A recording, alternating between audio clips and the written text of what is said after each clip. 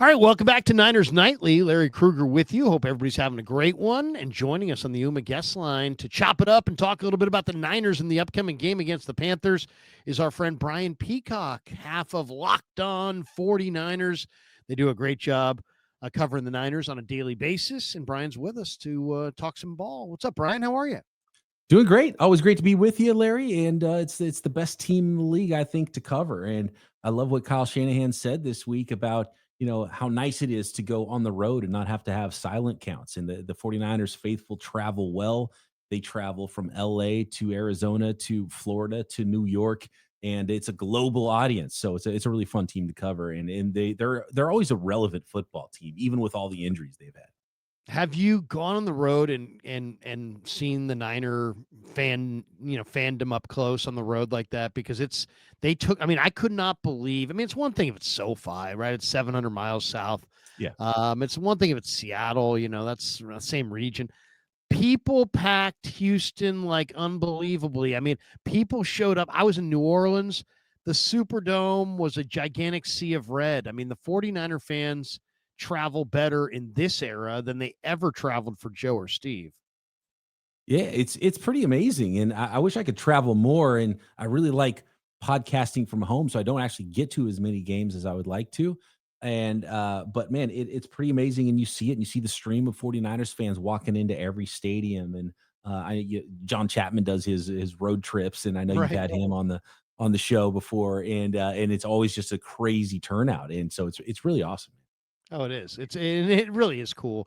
One of my favorite things to do during the home games is to just go into the parking lot and walk through some of the tailgates, and people are throwing me beers and crew get a shot of Patron. It's like, hey, bro, it's a work day for me, man. I'm gonna be down for the count. I can't be passed out over a railing throwing up in a bag. You know what I mean? I've got to be up in the press box and do my thing. But I've had a couple shots of Patron rolling through there. I mean, you got to, yeah. You'll get that, just the random town you stop off to get gas and be like, hey, Peacock, what's going on? Locked On 49ers. I love you and Croc. It's like, yeah, okay. At least I'm not at a bar right now because we'd have to just have drinks. Yeah, it's a beautiful world that we're in for sure.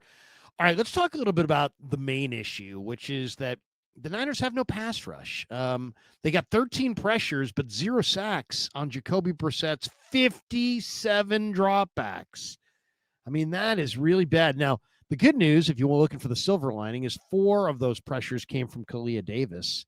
So Kalia Davis is really kind of coming on, which is great to see because they need some pass rush in the interior, and he's providing some. But how does Robert Saleh deal with a defense that's 32nd in sack rate, 31st in pressure rate? How does he produce more of a pass rush? Can he do it with the existing personnel? Do they need to go scour the universe for some replacement? It's one, I think, offensive line, pass protectors, and pass rushers is something you're not going to find right now. I don't think you're going to find it on anybody's practice squad. The 49ers have a kind of a roster crunch with all the injuries anyway, so it's really difficult for them to add a player from from another practice squad just to take up another roster spot. You're gonna have to roll with what you have. And I love that you mentioned Kalia Davis because he's such an active player. He's really fun to watch. And I think the interior of the 49ers defensive line is a big story right now at this part of the season. And it's not necessarily because of the pass rush, but you're starting to see a lot more of CJ West and a lot more of Alfred Collins on the field. And in fact, it was pretty much a 50-50 split between the rookies in Collins and West, mixing in with Jordan Elliott and Kalia Davis. I think Kalia Davis was on the field 53% of the time, and the other guys were all 47, 48, 49%. So it was really close to 50-50 with that defensive tackle rotation. And I think the rookies are just getting better and better. And I love seeing CJ West and his ability to maintain the A gap. And I think exactly what CJ West is going to be, and he's not going to provide you a pass rush, but I think he's a player that's going to be eventually a starter. And I think the 49ers are kind of getting closer and closer to the point where it's just the rookies are going to be the starters, and you're going to have to bring in Kalia Davis as an extra rusher potentially on that 49ers defensive line. But to answer your question, it's Bryce Huff, and I don't know who else can really create a pass rush. And I know Robert Saleh has tried to use a lot of overload blitzes where he overloads one side and tries to get numbers and then drops somebody from the defensive line into coverage. So he still has the right amount of people in coverage, and he's still only rushing 4, but he's still blitzing at the same time and showing sim looks and then dropping people out, and he's trying to develop some kind of a pass rush, but it's difficult because the 49ers just don't have a lot of guys that can win. And I don't think Alfred Collins is necessarily that guy either. Kalia Davis is an active player. Bryce Huff can definitely win off of the edge, but I don't know who else you could count on. Maybe you could get a little bit more from Keon White and bringing him on the interior as well. But you have those other 4 guys that I talked about that are rotating on the interior, so they haven't really used Keon White a lot on the interior like they did Mykel Williams earlier in the season. And even Mykel Williams, who's proven to be a phenomenal run defender as a rookie, he wasn't providing a pass rush on the outside or the inside. So it's not even a short-term problem. This is something the 49ers are going to have to address in the offseason too. No, no question. I mean, I was kind of hoping I was kind of dreaming at the trade deadline for a Quinnen Williams and a monster deal. And then watching Quinnen dominate for Dallas against the Raiders the other night made me think, oh man, that would have been nice. But yeah, I think they're going to have to look for, I mean, it's funny. We always talk about this and, they're going to go for an offensive lineman. They're going to go for an offensive tackle, man. They got to take it out. This is the year they go offensive tackle. And yet I can already kind of see the clouds forming by the time the draft rolls around. They're going defensive tackle. They're going defensive tackle. They always go defensive tackle. I mean, they choose the D-line over the O-line. This might be the year they go O-line over D-line in round 1, but I wouldn't bet it. Yeah, the worry is that they'll paint themselves into the corner with an offensive lineman where Trent Williams retires and they just have to draft somebody, and then potentially they force a pick instead of having the opportunity to draft and develop a player. And I don't know if the right guy was there for them to draft in any certain particular round this year in the draft. I look at the Las Vegas Raiders, who doubled up, if you remember, in the draft at pick, I think it was 97 and 98, right before the 49ers picked Upton Stout at 99 or 100 or whatever it was. And apparently both of those rookies, as bad as the state of the Las Vegas Raiders are right now, those rookies can't get on the field even. And so maybe those weren't the right players to draft and develop for the 49ers. So I don't know. Maybe it's just never been the right player at the right time. But it would be really nice if the 49ers were able to have some players in-house that they were developing to be ready to plug in as a starter. Because as you know, Larry, it takes a little while for offensive linemen to get ready to play in the NFL. So you can't expect even a first-round player to be ready to go as a rookie, especially at offensive tackle. I think the Niners might be looking for the wrong thing on the offensive line. Now they love, I was talking to Ben Barch about this the other day, how Forster loves offensive linemen that, they coach these guys to run off run at the line of scrimmage, and they want guys who can run. They want guys who can really run and get in, because you got to be able to run to get to the outside zone, so that you got to have some movement ability. But you know what? Caleb Rogers and Charles Grant are the 2 guys that you're talking about that the Raiders took. And Grant's too raw to get on the field, but he's awesome for the scouts. He's got 35-inch arms, and he's huge and long and, projectable and this and that. Caleb Rogers played at Texas Tech. He also had, I think, the best 40 time of any of the tackles in the draft. But he can't get on the field. I kind of think that they got to get away from the speedster offensive linemen and just go for the old school tough guys, because at the end of the day, it's a hand fight.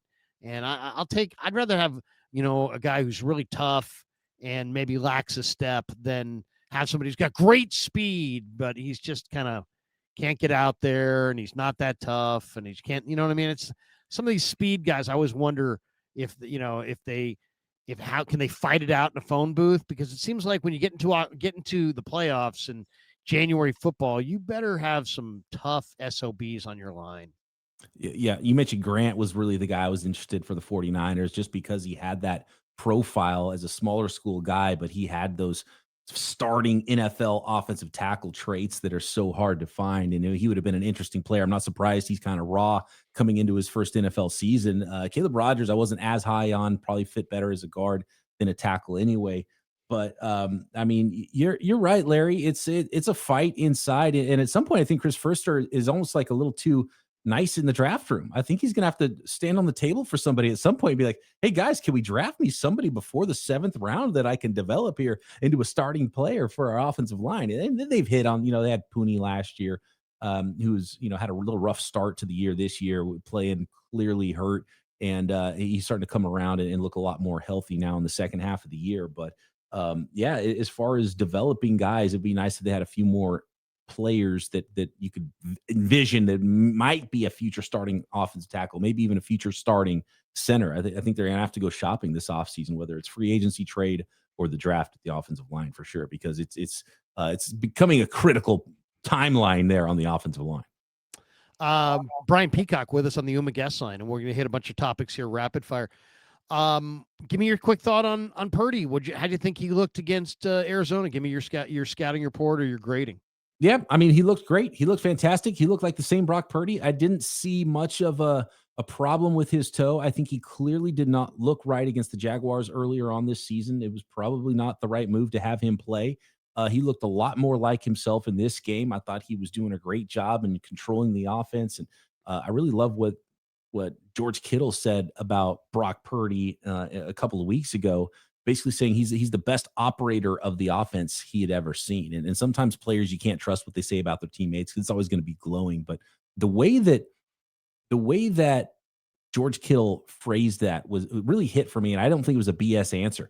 And you saw that on the field Sunday with the way he commands the huddle, the way he cans the right plays and gets the 49ers into the right plays. And he just kind of, I think he sees the field the way that Kyle Shanahan does. And it's so important for the 49ers. And he's really doing a lot more at the line of scrimmage than we had seen from Mac Jones in the previous games. And especially on that Kittle touchdown, love seeing him get into the right play.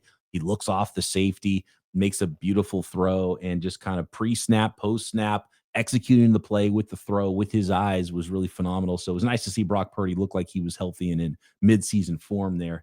And you hope he remains healthy and can hold up with some of those hits when, you can't coach that out of a player too, the way he runs around. And so he's going to run around a little bit and he's going to be tackled a few times. And so you hope he doesn't re-aggravate that toe, because he definitely looked like the same Brock Purdy to me. Here's the quote from Kittle. He said, Brock's presence in the huddle is just so elite. How he talks to the players. He plays with a joy that's so infectious. You definitely get the feeling that, there's a reason. I remember Ray McLeod said to me, I said, hey, man, what do you think of Purdy? And he's like, man, he's the real deal. And I said, but he said it like, this way, it was like so serious. And I'm like, Ray, what's behind that, man? I feel like there's an anecdote or some story. I feel like you're thinking of something in particular when you're saying that. And he's like, yeah, man. He's like, one of the first practices with Brock, I screwed up and I came back to the huddle and he just bit my head off, man. He just absolutely chewed me out. He's like, but I needed it. And that's holding guys accountable. And that's what we need from a strong leader. And he's not afraid to get in your face and tell you what's up. And there's a lot of quarterbacks that are afraid of that moment. So I think that's kind of interesting. That the tough love is one of the things that Ray cited about Brock. Was Sunday more about the Niners and their resurgence and the return of Purdy and so on and so forth, or was it more about Arizona's ineptitude? Yeah, this was a big topic on the latest Locked On 49ers on Wednesday. And I think it just shows how good of a coach Kyle Shanahan is, because clearly the 49ers have had any number of excuses they could have used for laying down and being really ugly and losing a lot of games this year. And you saw that with the Cardinals, and they dealt with a ton of injuries. And, clearly they have a lot of reason to look as bad as they did on Sunday. But these guys could barely get lined up right. 17 penalties in the game. And that to me speaks to coaching and seeing that all these replacement players the 49ers have had to come in and play this year and bring in some guys even off the street.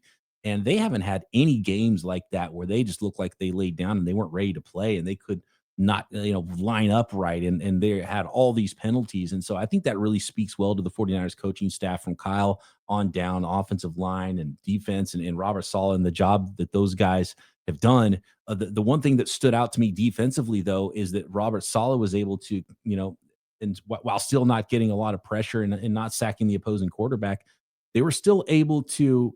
The game was so out of hand and the scoreboard was so lopsided that they could play really soft and play this bend don't break defense. I don't know if they'll be able to play that way in other games when the scoreboard isn't so much in their favor and you can't get after the opposing quarterback. Will that start to become a problem? And will it look a lot more like the Rams game that it did the Cardinals game for that 49ers defense? And I think it, the scoreboard really helped them be able to say, look, we're going to sit back. You can complete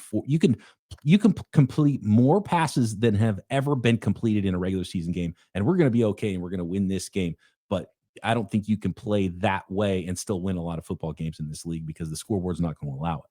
Yeah, no, there's no, yeah, I mean, it was a very unique situation for sure. Um, 49ers have 6 games left over 7 weeks, right? Home against Carolina, at Cleveland, then the bye week. Then they're home against the Titans and Cam Ward. They're at Indy, home against the Bears, and home against Seattle to finish up. 6 games left in 7 weeks. What will their record be in those 6 games? They're 7-4 now. How are they going to come home here? What kind of record do you envision in the final 6? I like the 49ers to be a 10-win team, and I think it's always been 10 and you're in. And 3 wins, however it comes, it'll probably come in a way that we don't expect. And if you can't beat the Tennessee Titans, you don't deserve to be a playoff team anyway, right? But those NFC games are so important because you've got the NFC, you got the division tiebreaker, you got the NFC tiebreakers, and you've got head to head with a lot of these teams. So Panthers and Bears are really the 2 games. If you could pick 2 games that the 49ers really, really need to win, it would be those 2. And if you can just run the table in these first 3 games with the Panthers and the Browns and the Titans, and look, as bad as the Browns are, the 49ers have had trouble against the Browns in recent history, and that defensive scheme has done a number on Kyle Shanahan. But if you can just win the next 3 games, that gets you to 10 right there, and you don't have to worry as much about that stretch at the end of the year. But it will be very interesting if the 49ers are at 9 wins going into the Chicago Bears game, which has the biggest plus or minus on your percentage of chances to make the playoffs for the 49ers, is that Bears game, win or loss. And then you definitely probably don't want to go into week 18 against the Seattle Seahawks and have a win in your end game. But that could be an interesting one where, depending on how things go for the Seahawks right now, both teams are at 7 wins. That might be where the loser goes home in week 18 against the Seahawks. So it's going to be really fun down the stretch. All right, a little break from the content to tell you about our friends over at Sleeper. This 49er football season is presented on the Krug Show by Sleeper, the fastest growing fantasy platform in the world. It's a one-stop shop. You get blazing fast news, real-time stats, group chat, season-long leagues, and of course, Sleeper picks for daily fantasy. Use promo code Larry, Larry, and Sleeper will match your first deposit up to $100. Links in the description. Terms and conditions do apply. Wow, Ben Johnson's doing a job in Chicago for sure. Let's talk about Carolina for a second. Dave Canales' team, he's 11-17 there. Second year as the head coach. They went 5-12 a year ago. They've got Bryce Young. They now have Ted McMillan. They picked up Rico Dowdell. I was looking at their statistical profile today. They play the highest percentage of zone coverage, zone defense in the league. What do you think? Is there a thought on Carolina? What kind of matchup do you think it's going to be Monday night? I mean, I'm looking at EPA per play, and I'm looking at the Carolina Panthers roster and how bad Bryce Young had been through pretty much all of his career and this season until last week, where he had his best game as a pro. So he's coming in as hot as he has in his entire career, and he might not even be starting if the other guy was healthy at quarterback, because they tried to bench him already this year once. And they can run the ball, but that's really the only thing they're plus at on their entire team. They're bottom 10 in the league in offensive EPA, in defensive EPA, and they're not a team that I would worry about, but they're a team that's been competitive, and they're obviously 6-5, and their wins aren't awesome. You sweep the Atlanta Falcons, and that would have sounded a lot better in August than it sounds today, seeing how things have gone for the Atlanta Falcons this year. I don't think they're a powerhouse team. I think the 49ers should win this game, but you know how things go in the league, Larry, and the 49ers are, first of all, going to have to stop Rico Dowdell in the run and get them into those third down situations, make life difficult for Bryce Young. And you mentioned how the 49ers are not a good pass rushing team. Well, neither are the Carolina Panthers either. And so the 49ers are clearly a better football team, and they should win this football game. And I think there's a little bit of smoke and mirrors for what this Carolina Panthers record is right now, but they could prove me wrong, and maybe they do belong as a playoff team. I think they're better offensively than we give them credit for. My guess is the Niners are going to have to score 30 to win. I think I could see a 30-24 game, 30-28 game. I could see it being somewhat of a high scoring shootout, maybe one that's not necessarily close, but I could see the Niners having to score 30 in this game because I think Carolina can score.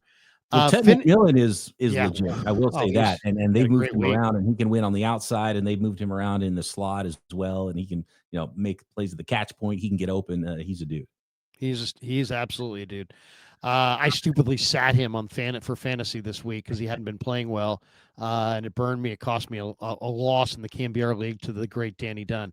All right, couple last ones here. Finish this sentence. Ricky Pearsall has been blank for the 49ers. Frustrating. Because he's shown flashes of being a guy that can be a target hog player and really, at the beginning of this year, he was a dominant fantasy force, right?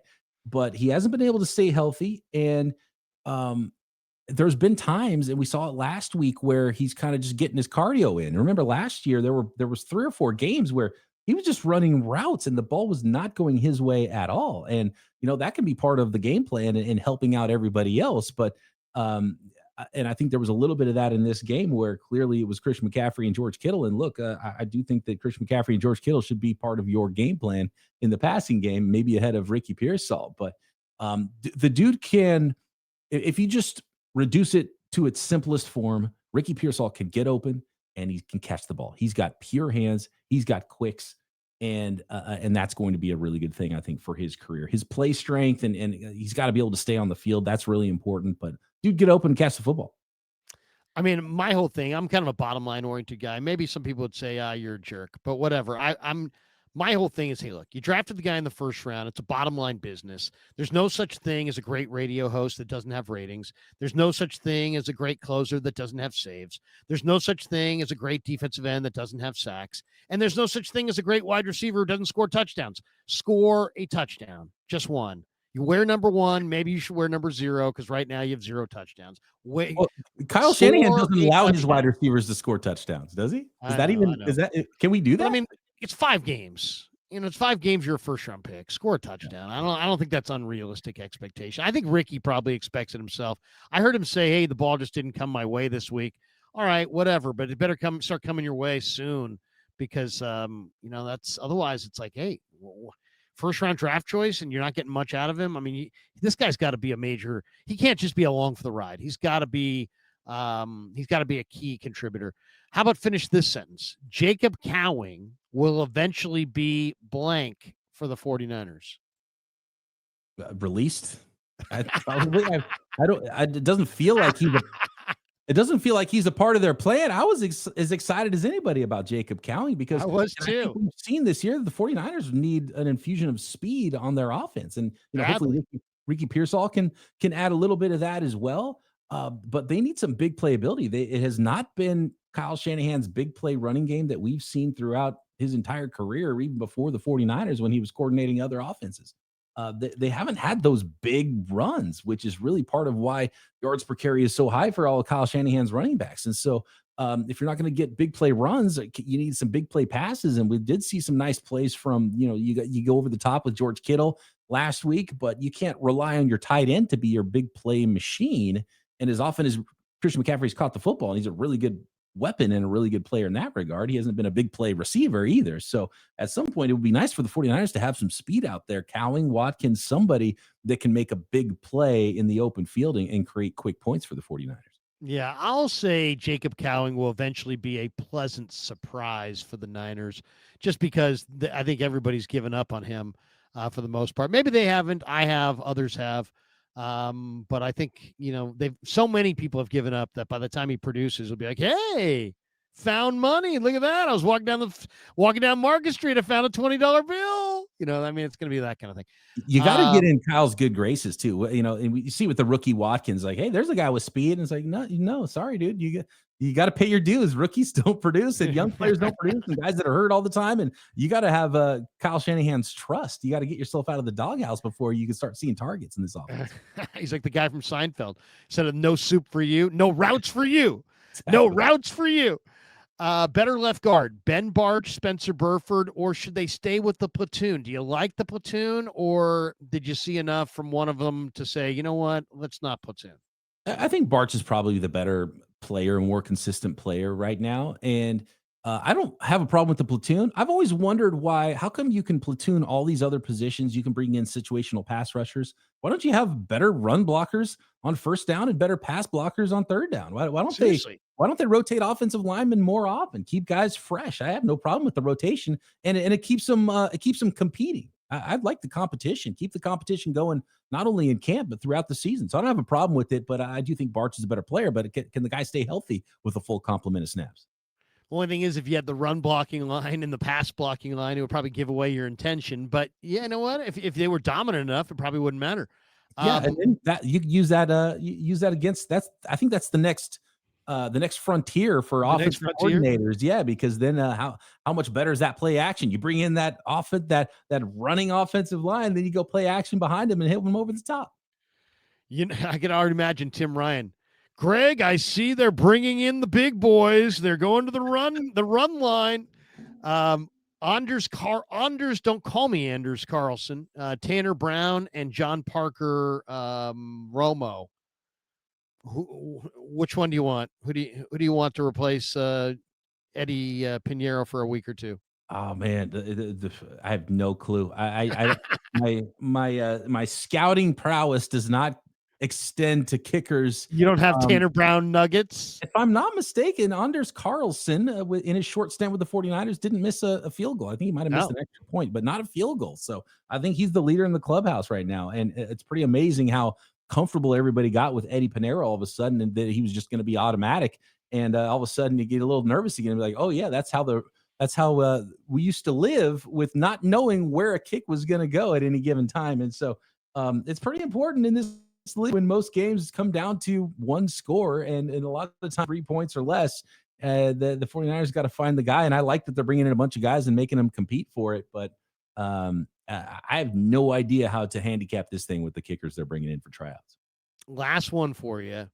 Man, you know, I like to. I mean, I want to defer to Sala, to Shanahan, to Lynch. I want to defer to the Niners because I know that I know how much time they put into it, and I know how much time I put into it. And even though I put a lot more time than most, I don't put as nearly as much time as they do.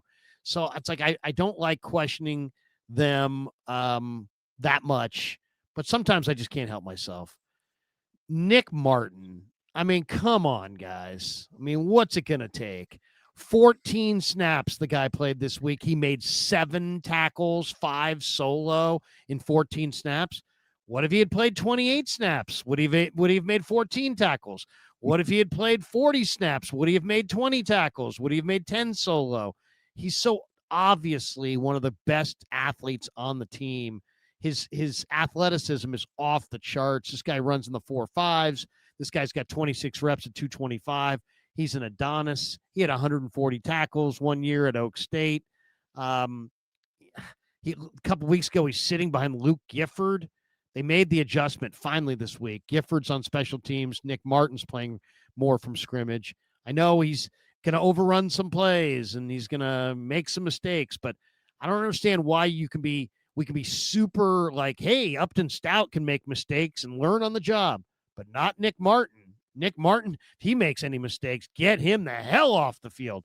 I think they've underutilized Nick Martin. I look at this guy's profile. This guy can rush the passer. This might be your solution to rushing the passer is delay blitzing this guy out of some sub package. And it's week 12 and we're not seeing them use him really yet. I mean, I guess this week was the first time. I'm running out of patience on this one. I got to see Nick Martin. Yeah, and we haven't seen the mistakes he's made in practice, and maybe it's just he's True. not in the right spot at the right time. And I think there's a level of trust. We talked about the wide receivers; it's probably similar with Nick Martin at linebacker. But one thing is clear: is the dude can just fly to the football, and I think it's probably just D Winters has not been the guy that's been hurt, and so I think he's just they just view him as a weak side linebacker. They don't want him taking on blocks. That's not going to be his strong suit, and so they haven't wanted to utilize him as that strong side backer. And I get it. And I think we saw the entire Nick Martin experience too in that game. But I believe it was his first NFL snap was a long touchdown run for Bam Knight, but then it got called back because he was held, but he didn't really need to be held because he was blocked. And I think that's kind of the worry for the 49ers. If you put him in there at strong side backer in base, I think teams might run at him. And I think that's really all it is why he hasn't played that strong side spot much. And they view him more as a weak side linebacker. But man, if you can get those blocks taken up front and let him flow to the football, I think he will be phenomenal for the 49ers. And you saw glimpses of that on Sunday in some very limited snaps. And I'm with you. I want to see more of it. But they don't view him as the green dot guy, and they don't view him as a strong side linebacker. So you just has to wait his turn behind D Winters at the weak side spot.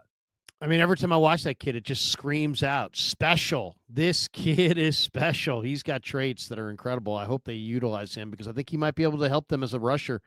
Brian Peacock, Eric Crocker, they're locked on 49ers every day, and they put out phenomenal content. Both these guys know the Niners like the back of their hand. Peacock, thanks for jumping on KMBR. It's always a pleasure.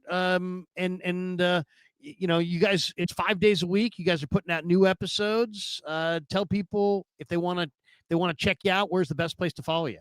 Yeah, you can follow me on Twitter at BD Peacock. You can find us everywhere, YouTube, everywhere you find your podcasts, Locked On 49ers. And I also do an NFL show with Matt Williamson, former NFL scout, former ESPN guy. It's the NFL Six Pack, and we attack 6 subjects every single day around the NFL. And Larry, before I go, I got to give you credit. Great call on the Sky Moore return for nearly a touchdown. You said it was coming, and you were right. It's funny. I'm going to do an interview with him later this week. I think because I walked up to him in his locker, and I'm like, bro, I got to admit, you just go a million miles per hour. You just take it up the field. There's no fear. I go and I've watched the All-22 the last 3 or 4 weeks, and bro, you're like literally one guy away from a house call. He's like, I know, man. I know. I'm really close. And we started laughing about it. And then he joked with me. He's like, I said, you take it up there hard, man. You get blown up sometimes. He's like, I do get blown up, but he's a great kid, great spirit, not afraid. And man, you could see it coming. It was like storm clouds. You could see that coming. They're getting better on special teams across the board, and that includes him on kickoff returns and punt returns. And he's a terrific kid, and he was getting close. And I sensed it was coming. I mentioned that to Brianna and Janelle as well on the 49ers show. I'm like, you know what? I think he's getting ready for a house call. And she sent me a note right after. She's like, oh, 1 yard away. We're almost. So anyway, man, hey, always a pleasure to have you on KMBR. Enjoy you and Crocker immensely. Keep doing your thing, bro. And we'll talk to you soon. Anytime, Larry. Thanks, man. Brian Peacock and Eric Crocker are the duo that make up Locked On 49ers. We got more straight ahead. It's Niners Nightly on the Sports Leader.